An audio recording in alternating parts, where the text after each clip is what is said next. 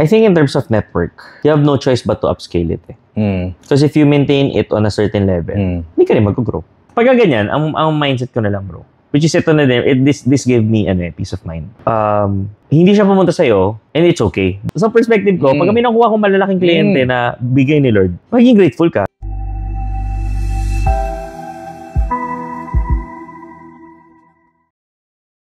Okay. Based on your experience, yung trend ba ng network to different people changes over time? Probably, nag-upscale ba siya o within your still industry? I think in terms of network, you have no choice but to upscale it. Because if you maintain it on a certain level, hindi ka rin mag-grow. Diba? Yeah, totoo. So, may kasabihan, diba, your network is your network. Yes. Iba yung ang dami mong connections, ang dami mong kakilala, ang dami mong question. Pwede makakulap. Cut kita dyan. Do you choose your network and associate with the same values that you have? Always. Yeah. Pinipili mo talaga.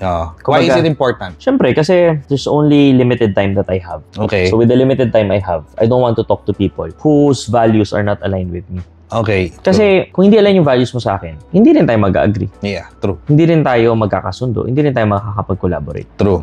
So, I really just want to connect with people who share my values. Yeah. So, kung same tayong values, then connect tayo, usap tayo, kaibigan tayo. Correct. Then, if ever there's business around it, susunod yun Hindi kailangan na ipilit. Pagka ganyan, ang mindset ko na lang, bro. Which is ito na din, this gave me peace of mind.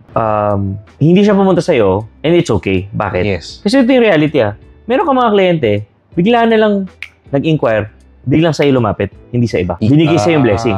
Pero kinwestiyon mo ba yun? Sa bagay. Tama. So, sa perspective ko, pag may nakuha kong malalaking kliyente na bigay ni Lord, magiging grateful ka.